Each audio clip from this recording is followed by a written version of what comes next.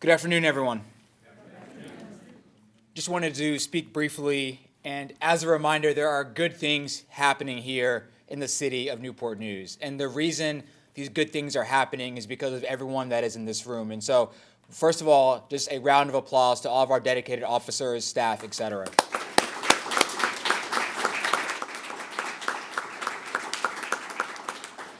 When we stood here last summer, we shared encouraging news: a significant drop in homicides and gun violence.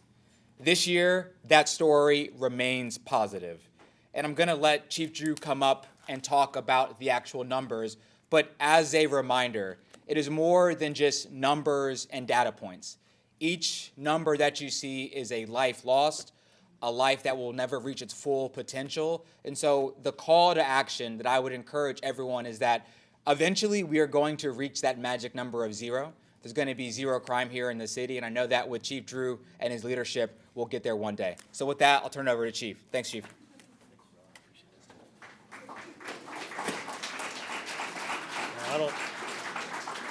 I don't know about following that, but I would like to say, first of all, thank you. Thank you for everyone that took time out to spend a little bit of time with us this afternoon. We're going to go through some numbers here, but I would echo what the mayor said, that remembering that these are individuals, these are families, not just data points for us. But we do take a hard look at them to see if our strategies are working to reduce the incidents that we have in our city. Do we need to double down on some things, or is there things that we need to change? So I'm glad, Chief Rogers, I'm glad you're here today and not the fire marshal. So I'm starting to count numbers in here, and I'm starting to get a little nervous. So as long as you give me the thumbs up, we're good. But I do look around the room, and I appreciate young people here that are here today, our future, and our city leadership, and certainly our partners, as well as state troopers that are back here, state and local. But it is a collaborative effort. We'll talk a little bit about it as we go through. So I'd just like to start out a little bit today. What we want to do is I wanted to start with taking a shot of where we're at with our homicides and our shootings this year. Then we're going to look at them collectively, and we're really going to focus hard on our summer months. May, June, July, and August. I want to take a hard look at that and to see how we're doing. Summer can be challenging for us in law enforcement, and we just really put some things in place last year, the partnership with the mayor and initiatives that he has in directing our whole city, all of us in this room, right, to focus on violent crime, not just one entity in silos, to have open lines of communication and make things better. So from January to this time, and we validated these numbers at midnight last night to make sure we were straight. So for looking at homicides, 2 years ago, year to date, this same time frame, we had 25 murders in our city. This time last year we were at 11, and today we sit at 11. And I would be remiss. Last year was a record 10-year low for us, over a decade to achieve those numbers. And so we're at the same place this year as we were last year when it comes to homicides. When we look at our non-fatal shootings, individuals that suffer gunshot wounds, 2 years ago we had 59 in our city year to date. Last year we had 40, and this year we have 38. We have 2 less. And talking with Chief Creswell and his staff, there are 2 that we're working with our Commonwealth Attorney that they may end up being self-defense. That would lower that number by 2, but right now we're holding at 38. So that's 2 less than where we were at this time last year citywide. And then we look at both of those incidents together. The mayor, when he had talked about a reduction in gun violence, when we talk about shootings and homicides, and he set a pretty high bar for us. 2 years ago we had 85 incidents when you combine those two. Last year we had 51, and today we're at 49. So we're still looking at those trends as they move. Now, the mayor said it, and I'll echo it: one shooting, one homicide are too much. So we continue to strive, right? We continue to strive to get there, to continue to lower those numbers. And we're going to talk about, we've got some partnerships in this room today, some grassroots organizations, some champions here that really help us. And I appreciate Adrian, and I saw Troy come in, Chanel and others. I saw Devon Kelly came, and he really said some words at City Council the other night that touched me. I shared part of that video with our department yesterday, just talking about what you all do. You may not always hear it that day, but I'm telling you, it matters to people in our community. And they talk about it in different places, and I appreciate that. So when we talk about our clearance rates, I'm not going to spend long here, but it's important that when we do have an incident in our city that we put our resources forth to clear it. The FBI this year created some different categories. There's always been a national clearance rate, national average across the country. This year, they divided into three size cities. Smaller cities, Group 2, which are mid-sized cities, and Group 3. Our city and our population falls in Group 2. So when we set our goals every year, at the beginning of the year, about the last month of January, our goal is to always be our clearance rates higher than the national average for cities our size, but also above the national average across the country, regardless of size. So in all of those categories, from homicide all the way down to vehicle theft, we are above those national averages in both. What we're judged or measured against, cities our size and the national average. But I want to talk a minute about homicides, and I want to talk a minute about shootings. In homicides, the FBI will give us credit for homicides that are cleared in this calendar year. So to date, as we talked about, we've had 11 homicides. The mayor knows that number as well as I do because we talk about each one. I'm waking him up in the morning or in the middle of the night, sometimes at 5:30, and he's already up. He's moving a little earlier than me. But out of the 11 homicides, we've cleared 8. And of those 8 that have been cleared, 6 of those are domestic related in our city. And I know in this audience we have domestic violence survivors. They meet here monthly, and I appreciate that for you all taking time to be here today. It means a lot to me. So how did we clear 13? That means we've cleared 5 other homicide cases in years past. The cold case unit that we were able to create mid last year with some staffing levels that we were able to obtain, that we've cleared 5 other cases from years past this year. And then if you go down to shootings, shootings are embedded in aggravated assaults. There's no clearance rate for shootings. It's embedded with the aggravated assaults. The problem is when we write those reports, an aggravated assault can mean anything from someone throwing a bottle at you to sometimes making statements in an aggressive manner. So when we pull out shootings and we look at that, the 38 that we've had, we've cleared 15. That's a 40% clearance rate. Our friends at VCU will tell us that if you clear 25% of your shootings, you're in the top 5% in the country. If you clear 25% of your shootings, you're in the top 5% in the country. Last year, it was around 48% at the end of the year. Currently, we sit at 40. The reason it's clearing shootings are so important is it stops retaliation. It stops that cycle from going on, removing individuals that oftentimes don't cooperate as much as families who've lost a loved one in a homicide. And those acts of intervention, those acts of prevention, those acts of stopping retaliation. And when I talk to Adrian and Devon and Troy and Chanel, those types of things, I think Jerry was here, when we see those, that's important, that we stop that before it continues that cycle of violence. So then I want to just focus on our summer and what we've done this summer months. So we're looking at May, June, July, and August. So tonight, Friday night, I'll be at the Friday Night Nets. That's a big thing that we enjoy going to. I see Chief Rogers and a lot of the firemen are there, Dave, right? And I see the firemen and police sometimes out there playing basketball, and I pray that they don't hurt themselves, right? But interacting with kids, the counselors that are there, and I will tell you, there's a lot more going on in that basketball court than just basketball. Just let that sink in. But that's also our same time frame that we have our partnership with the state police. And they're here today, and I just want to thank the leadership and you guys for day in and day out what you do. They've been embedded with our organization May, June, July, and August in a true partnership. So I want to just highlight some of the numbers and some of the results we're seeing. 2 years ago, in homicides in our summer, we had 15. Last summer, in the 4-month period, we had 7. This summer, we have 4.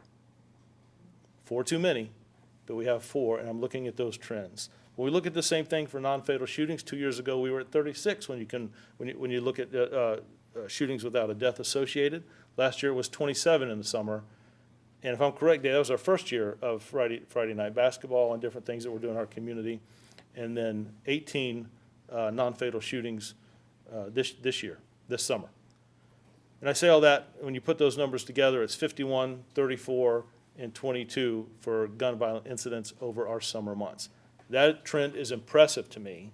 And Jan, I don't want to leave out city security and what you're doing. You're up there at every night at Friday Night Nets. I'm passing you either at Denby or down at Achievable Dreams. And I just appreciate the work that your security staff does, the collaboration we have together. It means a lot. I know when Alan and Bo talked to me about our city management side, like, hey, I appreciate the relationship we have. And not just there, but other parts of the city. So then when I take a look at total crime over the summer, the last couple of years, 2 years ago we had about 1,800 crimes. Last year was about the same roughly. But this summer, in the same time frame, we've had about 1,600 reported incidents. That's about 250 crimes less reports that we've taken. So how do we get there? I know we get asked that question a lot. We sit in the rooms upstairs and talk about how do we achieve that? I'm not going to go through all of these, but some of them we've talked about. It's focusing on violent offenders. There's a small population that create the majority of violence in our city. And sometimes it's those neighborhoods that face challenges that are taken advantage of by individuals that aren't even from Newport News, that come from different jurisdictions. It's our real-time crime center and technology that we have. That helps us in our partnership with the Commonwealth Attorney. Judges want to see that evidence, like the videos, the still photos, the recordings. The jurors want to see that. How does that play out? And can create a timeline and show me GPS data where individuals are at. That's about keeping our community safe and making sure that our officers are safe when they respond to calls for service. What are they walking into? Much better than the days when I started, you were moving the curtain of the van with the binoculars out to see what's actually going on a street corner. That technology does not just happen. There's a cost to that. And working with our city administration, our budget and finance, our elected officials, our mayor, what do you need? How would you use this, right? Those conversations drive us. We were just in Atlanta looking at new technology. I was in a chiefs meeting with Chief Creswell across the water with the regional chiefs, and we were talking about what's new training, what's new technology that's out there. We talked about our Bold Blue Line initiative with the state police, the partnership that we have there. But training and community outreach is also just as vital. How do we do better? There's a group of young people here today that some are in high school and some in that first year of college. They came back to sit with us today and be here, and I appreciate you guys. The conversations we have with you, you look at things differently than we do. Not besides all the social media stuff that you know that I can't follow and keep up with. But we learn as much from you as you do from us. And I appreciate those real life conversations that we have when we sit in a room. I think Samaya sat in a room and was chimed in on a phone call the other day about what would youth like to do in our city? I don't know that we pay enough attention to some of those conversations. But youth are our future. That's important. I would also talk about training. We just purchased a new simulator that talks about how officers can de-escalate tenseful situations. We're getting ready to open that up to the community, right? We're going to work with our recruits and our officers, but also community members. Now, I know the vice president of the NAACP is here today, but the president, Ms. Brooks, was in that training simulator just 2 days ago. And she was supposed to be there an hour and a half. I think that, doing the Charlie's Angels, she was in there about 3 hours, right? So why would we do that, right? Is to show what officers, what it feels like in some of those stressful situations, to make critical decisions, how to de-escalate. And that simulator that took 2 grants to get is a game changer for us. It's how we work in our communities. Can we imagine, we talk about issues with homelessness or mental illness. Wesley, the partnership we have with the fire department and the CARES team, right, that's huge for us. Officers that responded to mental illness calls and how we're trained to address that and how do we continue to do that better and pushing it from the top to the bottom of this organization. Community partnerships, we've hit on a lot of that by just you being here today. And of course, the city initiatives. That it's an ecosystem of strategies in our city focusing on crime reduction. How do we do it collectively together? The mayor made it very clear that it's not just going to be a police issue. My partnerships with the fire department, city security, our CARES teams, boys and girls clubs, the stuff we do with public schools. I got ahead of myself. There's just a snapshot of thumbnails. Our Office of Community Safety, understanding what some of the driving issues are in the community, Sunithya, that we may not look at, having those conversations. I think that's important. Our partnership with the Commonwealth Attorney, we talked about youth. And I don't know if Jared Grimes is in the room today, but Jared sits over juvenile services. And we had a conversation, I was sitting by Ms. Blunt-Moore, and Jared and I were talking. He's like, Chief, how do you think we get here? And he said, my opinion, Chief, is that we stay consistent, that we don't take our foot off the gas. We keep moving forward, that we're consistent, that we're consistent, that we're consistent. And I think those things have made us better. I think those things have helped to achieve these reductions. I'm going to get out of the way and turn it back over to the mayor, but I don't, it's like a big puzzle, and I think every member in this room plays a role and plays a piece. And I appreciate that. That matters to me. All of us play a piece in reducing violence in our city as all of us.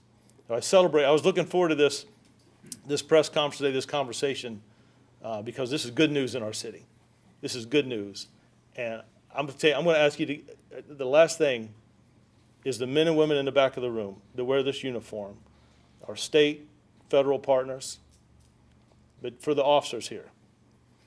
I am thankful for the work and dedication that you guys do day in and day out. I'm telling you, the mayor calls me and says, hey, who made that arrest? Who was that officer at that scene? Tell them I said thank you. That matters. Those things, it does not go unnoticed here. Our partners with the state, I was riding down the elevator with my friend Mike Coker from DCJS, and we were just talking about how we do this together and how do we become better and what should become the standard in training across our state. But I want to thank the men and women who do this job, put that uniform on day in and day out, the dispatchers and the officers who work around the clock. What you do matters and makes a difference in this city. Mayor. Thanks. Thanks, Chief. And can I have the city manager come on to represent the city? Chief, we need you still back here. So we've heard a lot of positive, yeah, Alan, we need you too. I just want to say thank you to Chief. Thank you for your leadership. Thank you to all the deputies. Thank you for all that you do. As you've heard from Chief, year to date, homicides have not increased. Non-fatal shootings are down, and overall gun violence has decreased in the city of Newport News. When we look at the summer months, May, June, and July, this news is even better. Homicides and gun violence have decreased compared to the same period last year, thanks in large part to what I believe is our youth engagement efforts. Total crime is down 13%. So as we've already said, these are more than just numbers, and when I look at our youth, I see the future of our city. So as Chief already said, just thank you all for being here. As we talk about our closure numbers, for victims of crimes and their families, it means answers. It's closure and the reassurance that their community stands with them in seeking justice. These results are no accident. They are the product of sustained investment and strong partnerships. I've often spoken about what it means to have, as a leader, whether it's elected, non-elected, appointed, the moral obligation. And I would encourage everyone that the moral obligation of a leader is to ensure that everyone in your community feels safe, that we have the highest quality of life. And what I would say is the results that we just reviewed reflect the unwavering dedication of Chief Drew and the women and men who serve our community. I wanted our city manager to come up because we have a lot of what I call initiatives that I believe have led us to this. The first has been the Newport News Youth Thrive Initiative, a citywide commitment to giving every young person the tools, the opportunities, and support they need to succeed. I can remember after we had the spike in homicides in 2023, I called our city manager and said, we need to figure out a way to lower this together. And for that, it's programming. So our Thrive program is not just an initiative, it's a promise. It's how we combat youth violence before it starts, how we promote inclusion and build resilience, strengthening not just the physical and mental well-being of our young people, but also their sense of belonging in this community. Additionally, we have invested approximately $1.3 million each year for the past 3 years in organizations dedicating to reducing gun violence. I know we've already talked about the Catchmores and groups such as theirs. I don't see them as just groups. I see them as partners, individuals who are on the front line, breaking cycles of violence and addressing its root causes. Right, Adrian, from food insecurity and job training to education to mental health to my favorite, conflict resolution. I think we all need a little bit of that. This allows for greater coordination with other agencies, resulting in even a stronger impact. We also will continue to invest just under $1 million annually in our youth programs to include Friday Night Nets, but also that youth career program. So we're creating these safe spaces, but also creating the pipeline to high employment opportunities. These programs offer our teens positive destinations, places to learn and grow, instead of being drawn into risky situations. So as I close, my ask of this community remains the same. Keep building forward with us. Continue to strengthen these partnerships, uplift our youth and young adults, and support the vital work of our officers, detectives, and community organizations. Together, we are proving that public safety is not a one-time achievement. It is not a up or down spike. It is longitudinal in how we address it. It is something that we can and will sustain year after year so that every resident in Newport News can feel safe, supported, and proud to call this place home. Thank you so much.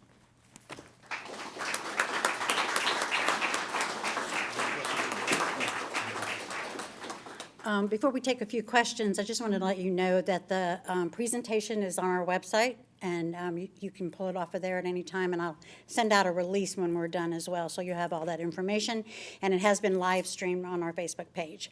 So now we'll take a few questions. And we'll split the questions. So we'll have, I'll be up here, I'll take a few, then Chief, and then Alan, who can talk more about the programming and the amazing city administration. So I'll start, then Chief, and then Alan. Tell me where. Okay. When we're talking about crime being down 13%, do we have any context with that? Any numbers from last year compared to this year that you can share with us?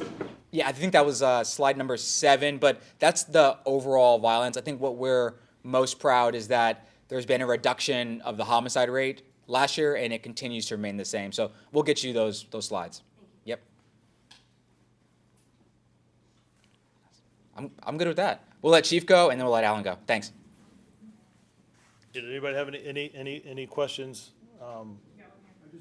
Oh, I didn't see it. I'm sorry.